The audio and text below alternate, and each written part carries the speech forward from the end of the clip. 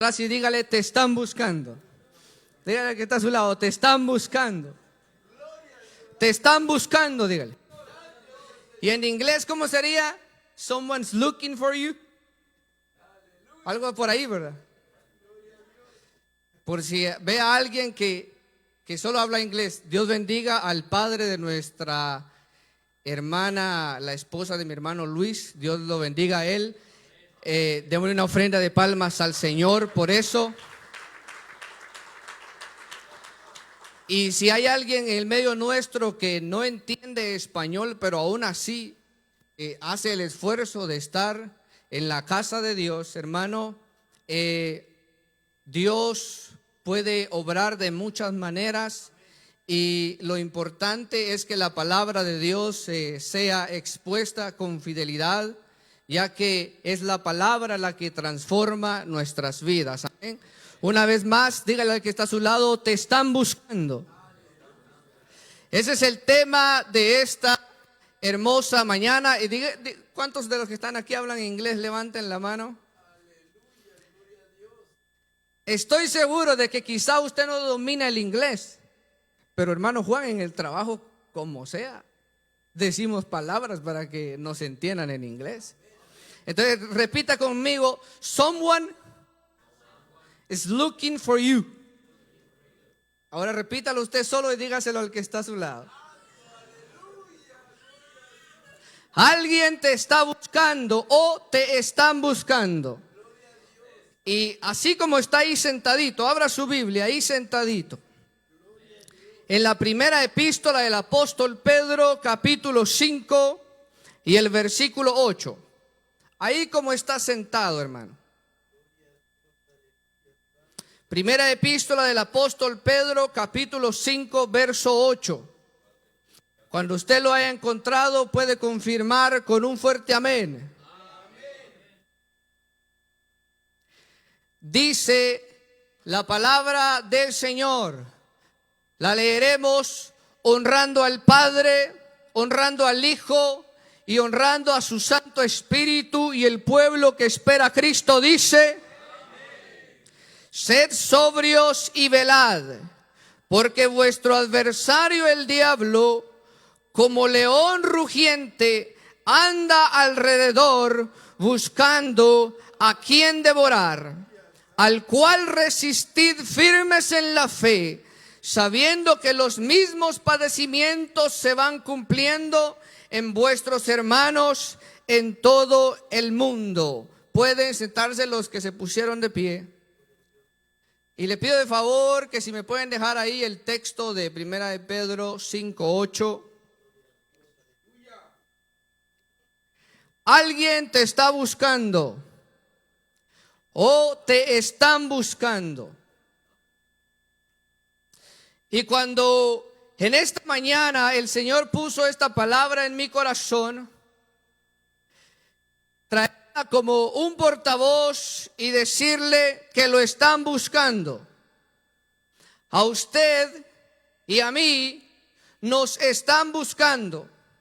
Y el apóstol Pedro, en su primera carta, los hermanos que recibieron esta carta eran hermanos que no estaban como usted y yo estamos ahorita físicamente cómodos, sentados un domingo por la mañana. A los hermanos que el apóstol Pedro les escribió esta carta, estaban padeciendo persecución por causa del evangelio. Ellos estaban siendo perseguidos. Y el apóstol les escribe esta carta animándoles que así como el oro es pasado por el fuego, así la fe de los creyentes debía ser probada también con las pruebas o con persecuciones, de tal manera que las pruebas o las tribulaciones pondrían de manifiesto la genuinidad de nuestra fe, en este caso de los recipientes de la primera carta de Pedro. Entonces, lo que la prueba hace, lo que la dificultad estaba haciendo en estos creyentes era manifestando si los que perseveraban en medio de la tribulación eran creyentes que verdaderamente estaban dispuestos no solamente a una profesión de fe de manera pública o de manera verbal, sino que estaban dispuestos también a hacer realidad esa profesión que habían hecho delante de muchos testigos, de manera que ellos debían estar dispuestos incluso a dar su propia vida por causa del evangelio. Hoy nosotros estamos acostumbrados a ver solamente profesiones de fe. Solamente decir yo confieso que Jesús es mi Salvador, y de ahí en adelante ya no hay un testimonio. De ahí en adelante ya no hay un reflejo de un cambio genuino en la vida de aquella persona que pasó al frente de un altar o que levantó la mano y repitió una oración. Hoy en día estamos acostumbrados a ver creyentes, como decía el pastor estos días, de una fe mental o de una fe solamente que se pronuncia, de una fe que incluso el apóstol Santiago dice que aún los demonios creen y tiemblan. O sea, un demonio también es creyente. El demonio cree y tiembla delante de Dios. Pero nosotros no deberíamos tener una fe solamente de adentro o solamente de los labios para afuera. Nuestra fe debería ser una fe que se refleja en un cambio que es operado por el Espíritu Santo a través de la palabra de Dios en cada individuo que ha profesado creer en Jesucristo como su único y suficiente Salvador. El apóstol Pedro, terminando su carta, les dice: sean sobrios y velar. Hay una característica que llama la atención, que todo predicador o todo siervo de Dios, o muchas veces se dice desde el púlpito, y es que necesitamos tener ayuno y oración y lectura de la Biblia. Y eso es así. Todos deberíamos tener una vida de intimidad con Dios. Pero cuando yo veo las palabras de Cristo, cuando le dice a sus discípulos: no han podido velar conmigo una hora, el apóstol Pedro dice: sean sobrios y estén velando. Ser sobrio es alguien que está en sus 5 sentidos. Ser sobrio es alguien que está atento y que es dominado no por una fuerza externa como el licor. Por ejemplo, cuando alguien está bajo la influencia del licor, es dominado por el licor y no está sobrio. Cuando una persona está bajo la influencia de las drogas, de igual manera, no es una persona que tiene control sobre sí misma, sino es una persona que es impulsada por el efecto de la droga. Pero cuando nosotros, el apóstol Pedro nos dice que estemos sobrios y que estemos velando, la segunda característica, que es estar velando, es la característica en la que la mayoría de nosotros fallamos. El velar es la característica en la cual la mayoría de nosotros fallamos. Grandes hombres de Dios han fallado en esta característica de estar velando. David era un gran siervo de Dios. David era un hombre conforme al corazón de Dios. Pero cuando David tenía que estar en la guerra, ¿qué le pasó a David? David se quedó dormido y se levantó en su palacio y vio a una mujer hermosa y la mandó a llamar, y usted sabe la historia, y cayó. Este gran siervo de Dios cayó. ¿Pero por qué cayó él? Porque no estaba velando. usted y yo me pongo a pensar y digo, pastor, nosotros podemos tener ayuno, oración, conocimiento de la Biblia, pero si en el momento de la tentación yo no estoy velando, todas estas herramientas no me van a servir. Le voy a poner un ejemplo y ¿sabe por qué? En una ocasión yo fui a un lugar donde tenían soldados en Guatemala, donde tenían el ejército, una base militar. Y de repente veo a un soldado dando vueltas alrededor de una cancha.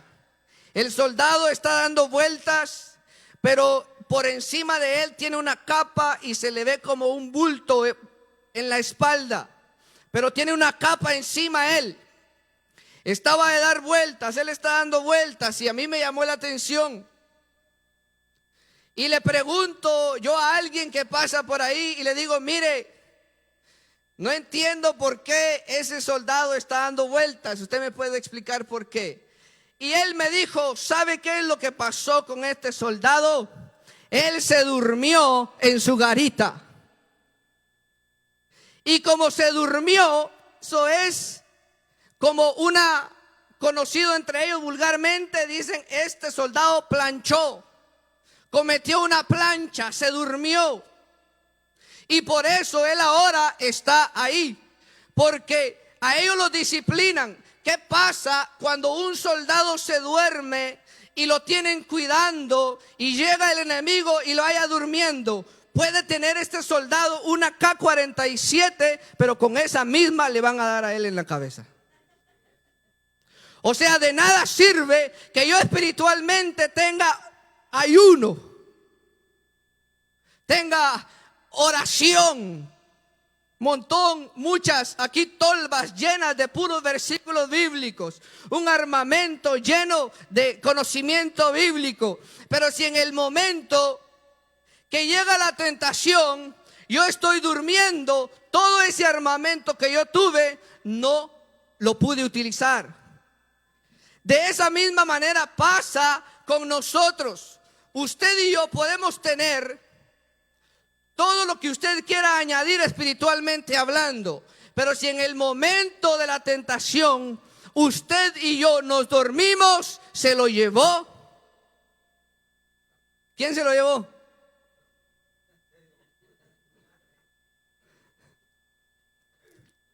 ¿Cuál es el tema? Te están buscando. Alguien lo está buscando. Y la pregunta es, dígale al que está a su lado, ¿quién me está buscando? Dígale usted.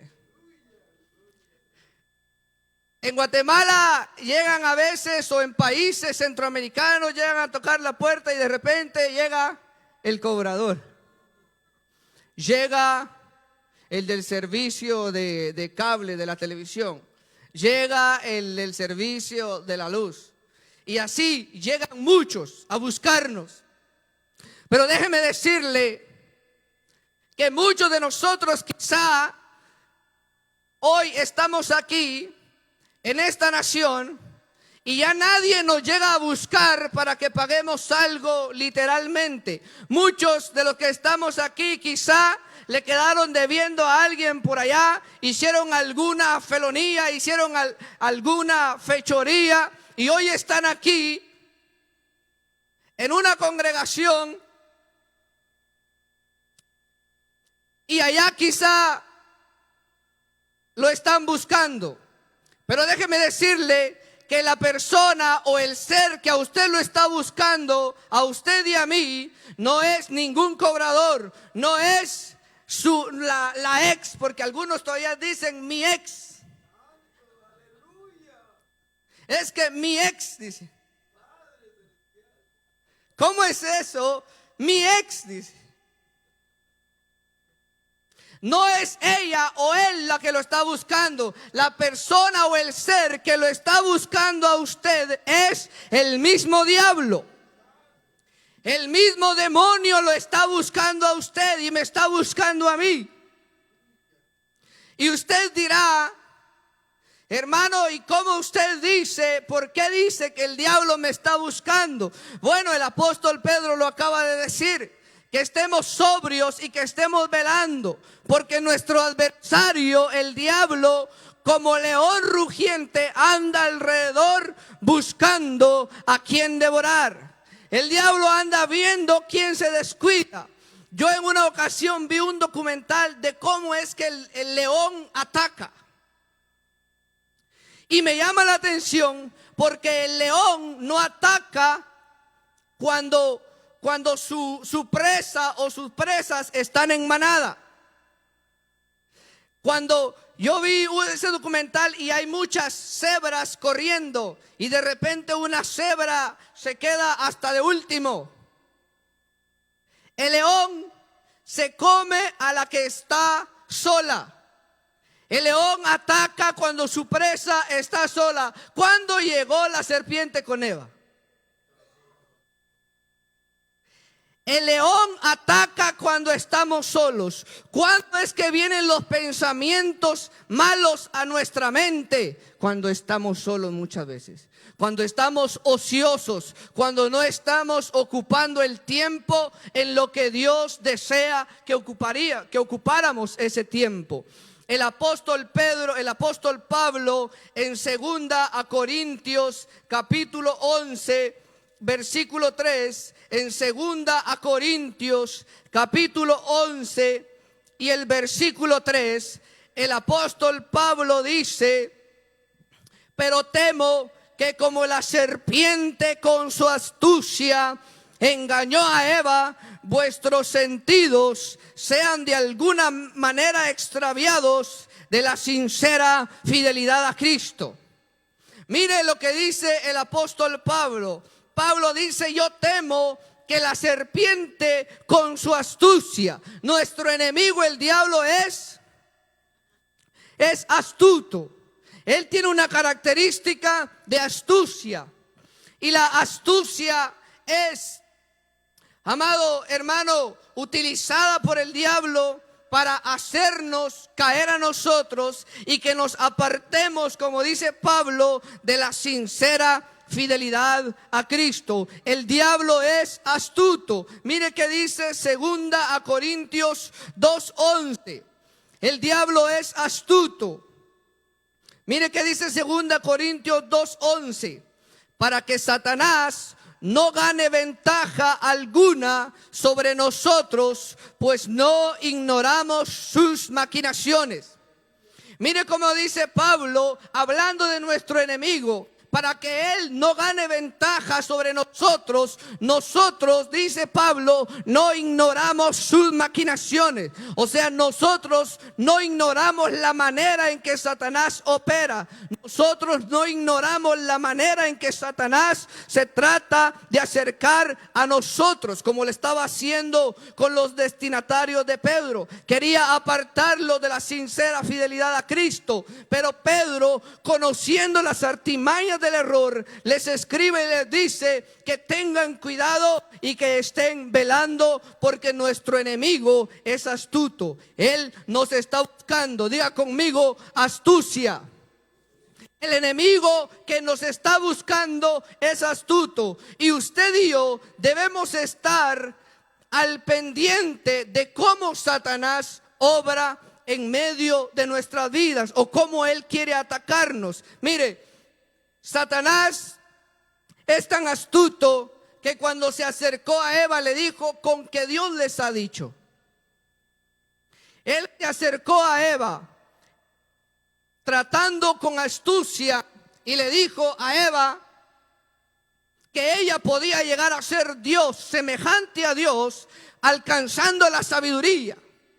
El problema de hoy y en toda la humanidad es que el hombre quiere ser Dios.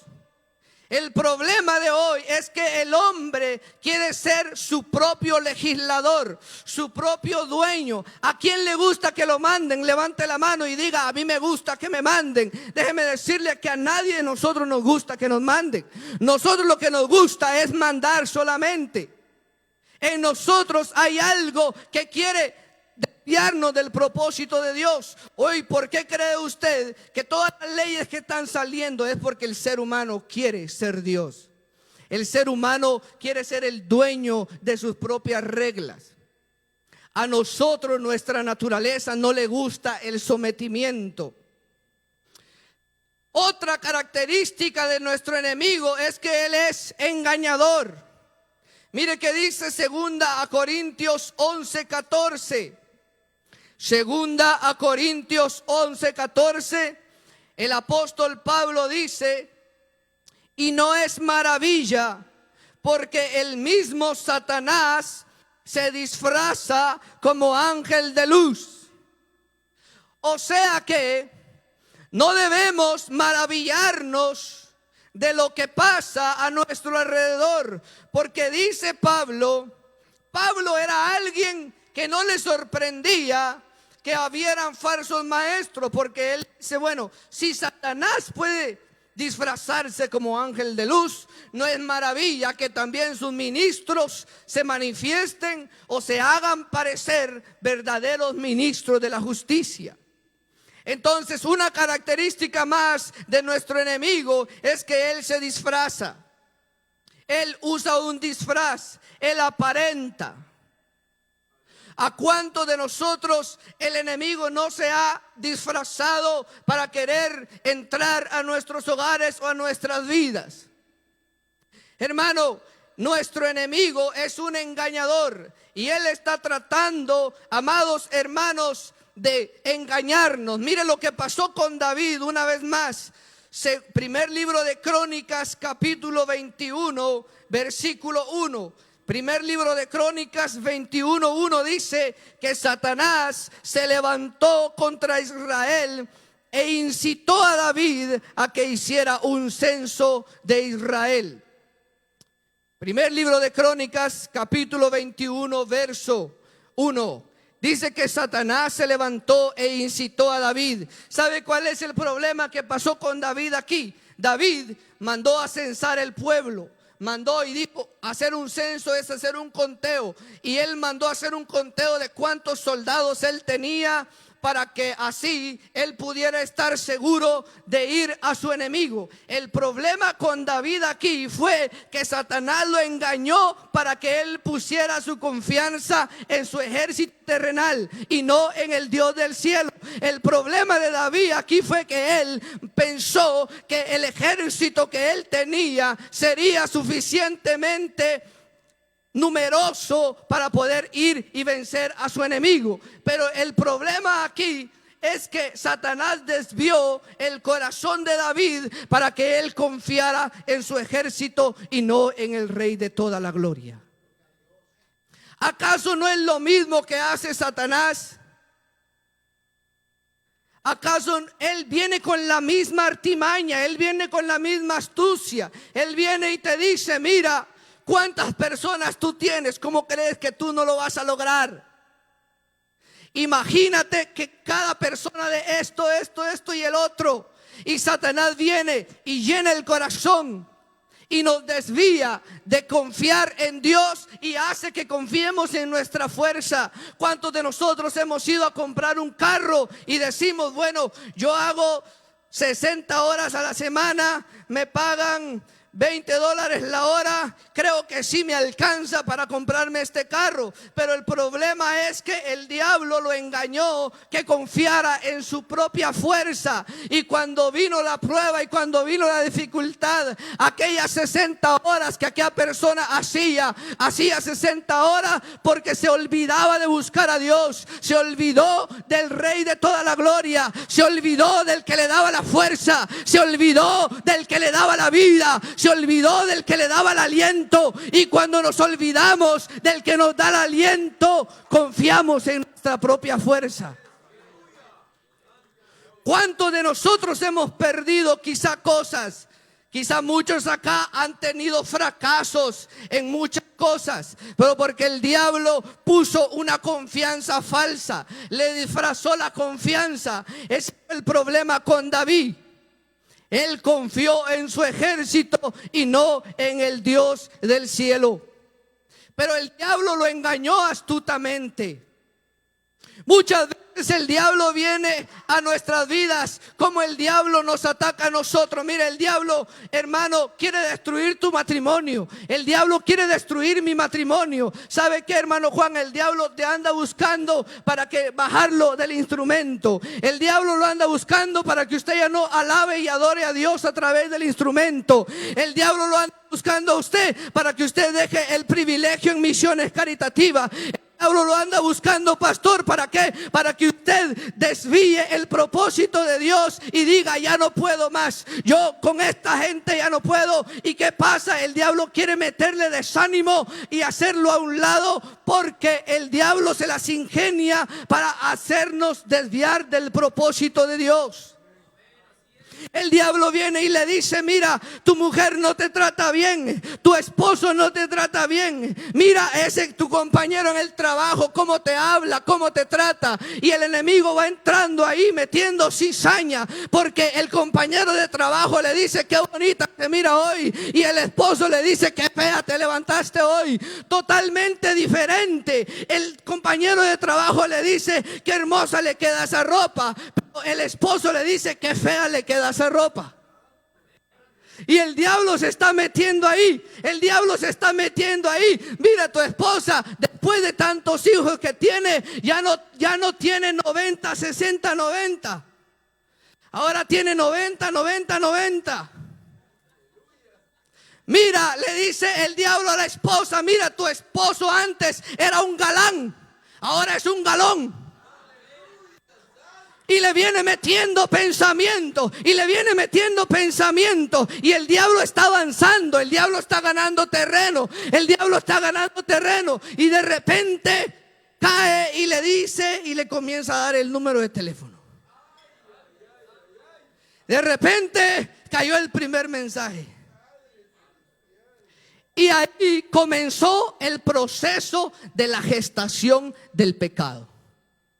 El pecado comienza como el embarazo, cuando el óvulo y el esperma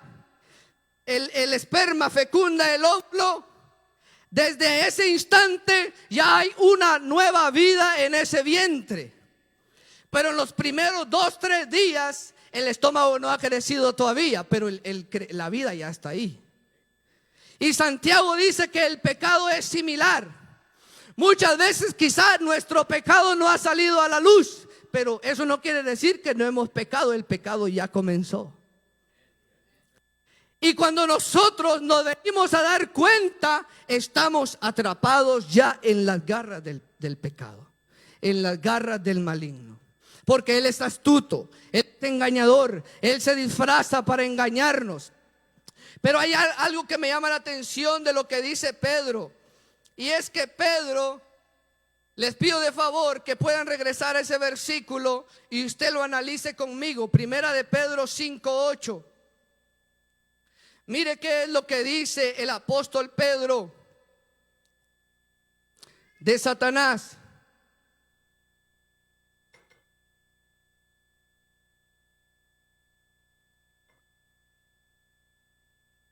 Mire qué es lo que dice.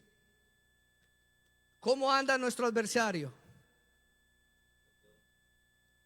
Yo no sé si usted ha distinguido algo ahí. ¿Cómo es que anda el diablo? Anda, ¿cómo dice?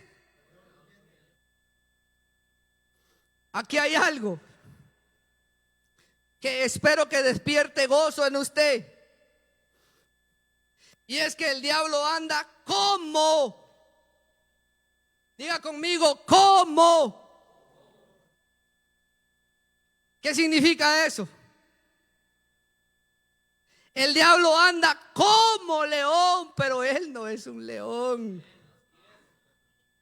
El diablo anda como león. ¿Sabe por qué? Apocalipsis 5 del verso 1 en adelante, pero en el versículo 5 el apóstol Juan dice: uno de los ancianos me dijo, no llores, he aquí el león de la tribu de Judá, la raíz de David, ha vencido para abrir el libro y desatar sus 7 sellos. No, hermano, Pensé que si usted se gozaba de verdad. Dios sabe quiénes son los que se gozan de verdad. El diablo anda como león. ¿Cómo? Pero el apóstol Juan dice, he ahí el león. Él sí es el león. Él es el verdadero león. Porque el diablo, si esas palmas son para el Señor, déselas fuerte. Él es el león de la tribu de Judá. Él es el verdadero león. Mire que dice Juan, Él es el león. Él sí es el verdadero león. Pero Pedro dice, Él anda como león. Lo compara, porque el diablo no es un león. El diablo solo espanta nada más. El diablo es como un león viejo que los dientes ya no le sirven. Diga conmigo, el diablo está cholco. Quizá los mexicanos o algunos otros no entienden ese término. ¿Cómo se diría? Chimuelo. El diablo está chimuelo. Pero ¿sabe qué es lo tremendo? Nosotros nos reímos de que está chimuelo, pero aún así chimuelo nos hace daño. Eso es lo más triste, que aún estando cholco, aún estando chimuelo, el diablo no le interesa si él está chimuelo. Lo que él quiere es engañarnos, haciendo ver que tiene una dentadura como de joven todavía. Pero es mentira. Y eso es lo que me llama la atención. Que una característica del diablo es que él anda como león, pero él no es un león. Nosotros sabemos quién es el verdadero león. Ahora, ¿qué debemos hacer? El tema es, te están buscando. ¿Y quién te está buscando? El diablo. Ahora, hermano, ¿qué debo hacer? ¿Qué debo hacer? Dijo el hermano, velar, lo que dijo el apóstol Pedro. Vaya conmigo, Santiago capítulo 4. Santiago capítulo 4. El verso 7. Mire que dice Santiago capítulo 4 y el versículo 7. Someteos pues a Dios. Resistid al diablo y huirá de vosotros. Mire qué es lo que dice Santiago. Someteos pues a Dios. Ahora yo le pregunto a usted, ¿usted está aplaudiendo porque el diablo va a huir o porque usted tiene que someterse primero? Sí, porque el sometimiento viene primero, después el diablo huye. No es que primero el diablo huye y después yo me someto. No, así no funcionan las cosas. Hoy eso pasa, mi hermano, con el matrimonio. Hoy nos queremos comer o nos comemos el pastel primero y después el compromiso. Es que si no me da, no. Y si me da, sí. Pero eso no funciona así, hermano. Primero es el sometimiento, primero es el compromiso con el Dios del cielo y de la tierra. Santiago dice, sométanse a Dios. Y el sometimiento, ¿sabe qué es? Someterse significa renunciar voluntariamente al control de mi vida. ¿Y quién quiere renunciar voluntariamente al control de su vida? Tiene que nacer de nuevo. Debemos renunciar voluntariamente al control de nuestra vida y entregar ese control a Dios. Someternos involucra entonces la obediencia de su palabra. Y dice, después de que nos sometemos, hay otra característica y es resistir. ¿Qué significa resistir? Resistir significa aguantar, significa soportar. ¿Qué más, hermano Palma? Usted que sabe de resistir, está dando buenas características. ¿Sabe por qué? Permanecer. Mire, aguantar, soportar, permanecer. ¿Y a quién le gusta aguantar, soportar y permanecer? Cuando el pecado llegó a David, David tenía que soportar. Y David no soportó, él no se aguantó. Ni esperó nada, él mandó a traerla. ¿Sabe qué? Los hombres, los varones, la mayoría son atraídos por el sexo femenino. La mayoría. Y si dice que no, es porque es un sodomita. ¿Y sabe qué es un sodomita? Es alguien que se convirtió, que le gustan los hombres. Ahora, ¿sabe? Santo, dice la hermana por ahí. Líbranos, Jehová. Lo mismo pasa con el sexo femenino. El sexo femenino es atraído por su sexo opuesto. Pero ¿sabe qué hago yo cuando soy atraído por el sexo opuesto, por el pecado? Hay un arma que yo he empezado a utilizar y es, ¿alguien se acuerda aquel canto de Jaime Murrell que dice: ayúdame a mirar? ¿Y sabe por qué? Porque cuando el pecado pasa, si yo veo el pecado con los ojos de Dios, lo voy a aborrecer.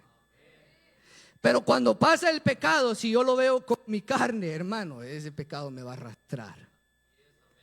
El pecado lo arrastra como un bocado de pan, dice Salomón en los Proverbios. No te dejes llevar por la suavidad de sus palabras. Es que la suavidad de sus palabras, hermano, yo escuché un testimonio de un varón que él dijo, estaba contando cómo él iba a caer en pecado. Y dice que cuando él escuchaba la voz de la mujer, él temblaba porque no sabía qué hacer. La suavidad de sus palabras. El pecado nos habla suavemente. El pecado nos seduce. Pero nosotros debemos hacer lo que dice Santiago: someternos a Dios, aguantarnos, resistirnos, permanecer en el propósito de Dios. ¿Por qué hay mucho problema en los matrimonios? Porque a veces no aguantamos. A veces no queremos resistir. A veces no queremos soportar. Es que el esposo le dice: es que ya no te aguanto. La esposa le dice: yo tampoco ya no te aguanto. Pero eso no se lo dijeron cuando se casaron. No. Cuando se casaron le dijo: yo sí te aguanto. Y el otro también: yo te aguanto. O sea que al principio se aguantaban, pero ya después: ya no te aguanto, ya no te soporto. Y el diablo comienza a meterse porque no resistimos. Otra cosa, Efesios 4:27. Debemos resistir, debemos someternos a Dios. Efesios 4:27. ¿Alguien lo quiere leer? Efesios 4:27 dice: no deis lugar. ¿A quién no hay que darle lugar? Al que nos anda buscando. Él nos anda buscando. Y mire qué dice Pablo: no den lugar al diablo. ¿Y qué es lo que hacemos nosotros? Lo contrario, darle lugar al diablo. ¿Sabe qué pasa? Yo le decía a mi esposa hoy en la mañana, muchas de las veces quizá el esposo, cuando es día de culto, domingo, quizá el esposo llega a la esposa a decirle: amor, levántese y ya es día de servicio. O viceversa, la esposa: amor, levántese, ya es día de servicio. Mire, ya son las 10 menos 10 y el culto empieza a las 10. La esposa o el esposo. Ahora, pero ¿sabe qué pasa ahí? Mire cómo se va a meter el diablo. Mire cómo se va a meter el diablo. Sutil. El diablo se mete y dice: tu culpa, no te levantaste temprano. Y cuando venimos llegando tarde al culto, venimos peleando en el camino. ¿Por qué no te levantaste temprano? No arreglaste a los niños. No, que vos no te levantaste temprano. No, y que vos, y el diablo ahí a la par en el otro asiento va a reírse de que se metió y ellos le dieron lugar. Pero ¿cómo le dimos lugar al diablo? Por perezosos, por haraganes, por no haberme yo levantado a tiempo. ¿Y qué pasa? Que el diablo sabe y comienza a meter pleito. Le pregunto yo, ¿quién no ha discutido en el camino hacia el culto? Levante la mano el que no ha discutido. Mire, esa es seña de que sí. Levante la mano el que no ha discutido en el, bueno, si está solo va a decir, ¿yo con quién voy a discutir? Aunque esté solo, con el teléfono discute porque la alarma no me sonó. Al teléfono le echa la culpa. Es que el teléfono se apagó. A los semáforos, ajá. Mire, se da cuenta cómo el diablo se mete. Es que cómo es posible que yo siempre que voy al culto, el diablo me pone la luz en rojo.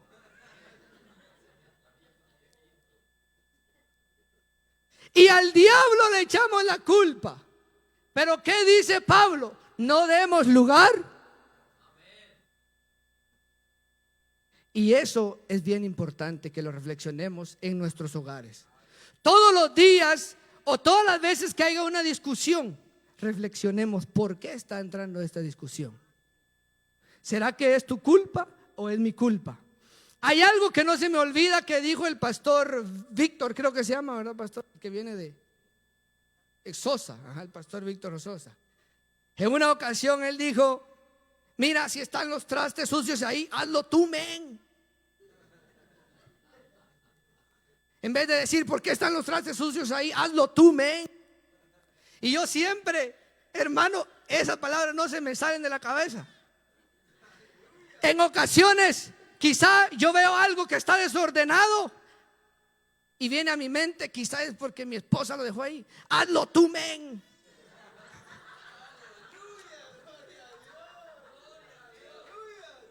¿Cuántos alaban a Dios? ¿Cuántos alaban a Dios? Es que nosotros, los varones, somos buenos para caer palo a las mujeres. Es que la comida no está lista porque no habían trastes sucios, limpios. Y, lávelos. Hazlo tú, men. Esas palabras espero que no se le salgan a usted también de su mente. Siempre que yo veo algo así y viene aquello, si yo lo puedo hacer, hazlo tú, men. Viene eso a mi mente. En una iglesia católica me encontré un papel en el baño que decía, never say that's not my job. Allá el hermano ese de él está entendiendo, mira. Y la esposa del hermano y los que son bilingües. Decía el papel, never say, nunca digas, este no es mi trabajo. Y eso tampoco ya no se me salió. Y en una iglesia católica lo leí. En ocasiones yo veo algo y siento el impulso a hacerlo. Y luego viene el otro impulso, pero si no es tu trabajo. Vienen esas palabras, nunca digas, that's not my job. Esto no es mi trabajo. En ocasiones tenemos que hacer cosas que no son nuestro trabajo. En ocasiones tenemos que incluso pedir perdón cuando no era nuestra culpa. Pero nunca digas, eso no lo tengo que hacer yo o eso no es mi trabajo. No demos lugar al diablo. Otra cosa que debo hacer, número 1, resistir, aguantar, soportar. Número 2, no dar lugar al diablo. Otra cosa que dice la escritura es reprenderlo a través de la palabra de Dios. Reprender a nuestro enemigo a través de la palabra de Dios. Cuando el diablo vino a Cristo para tentarlo, Jesús le dijo, vete, Satanás, porque escrito está. Cuando el diablo venga a su vida, cuando la tentación venga a su vida, reprendámosla a través de la palabra de Dios. Pablo dice: tomen toda la armadura de Dios para que puedan estar firmes en el día que el enemigo nos ataque. Y me llama la atención porque de esta armadura, todos los elementos de la armadura son defensivos. El casco es defensivo, el escudo es defensivo, el yelmo es defensivo, la coraza es defensiva, el cinto es defensivo, el calzado es defensivo. La única arma ofensiva es la espada del Espíritu, que es la palabra de Dios. Esa es nuestra arma para vencer a nuestro enemigo. Ahora, para ir terminando, ¿cómo es el tema? Te está buscando. Mi último punto es: alguien más te está buscando. Mi último punto es, diga conmigo, alguien más te está buscando. ¿Cómo se diría eso en inglés? Someone else. Alguien más te está buscando. Y ese otro que te está buscando, ¿quiénes lo conocen? Levante la mano. El que conoce al otro que lo está buscando. No todos conocen al otro que lo está buscando. El otro que te está buscando se llama Jesús de Nazaret. El otro que nos está buscando se llama Cristo de la gloria. ¿Sabe qué dice Lucas 19:10? Porque el Hijo del Hombre vino a buscar y a salvar lo que se había perdido. La pregunta es: ¿quiénes estábamos perdidos? El Hijo del Hombre vino a buscar y a salvar lo que se había perdido. Aquel canto que dice: he decidido seguir a Cristo, es cierto hasta cierto punto, porque Cristo nos buscó primero. Él me amó primero, por eso ahora yo le amo a Él. Él te amó primero, por eso ahora tú le amas a Él. Ahora, Isaías 1:18, Él te está buscando y también te dice: venid luego, dice Jehová. Venid luego, dice Jehová, y estemos a cuenta. Hoy Dios te dice: ven luego y estemos a cuenta. ¿Sabe por qué? Si tus pecados fueren como la grana, si fueren sucios como la nieve, serán emblanquecidos. Si fueren rojos como el carmesí, vendrán a ser como blanca lana. Pero mire qué más dice Dios: si quisieres y oyeres mi voz, comieres el bien de la tierra.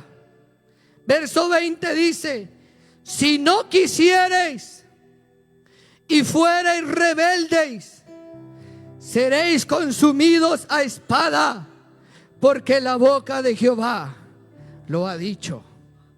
Mire qué dice Dios: ven luego, que yo te doy salvación. Pero si quieres oír mi voz, ven luego. Si no quieres, juicio viene sobre ti. Si no quieres, juicio viene sobre ti, serás consumido a espada. Pónganme el verso 20 ahí, por favor. ¿Sabe por qué? Porque la boca del predicador lo ha dicho. No, porque la boca de Jehová lo ha dicho. Él es el que lo ha dicho. Hoy Dios te dice, humíllate ante Él. Le pido favor que se ponga sobre sus pies.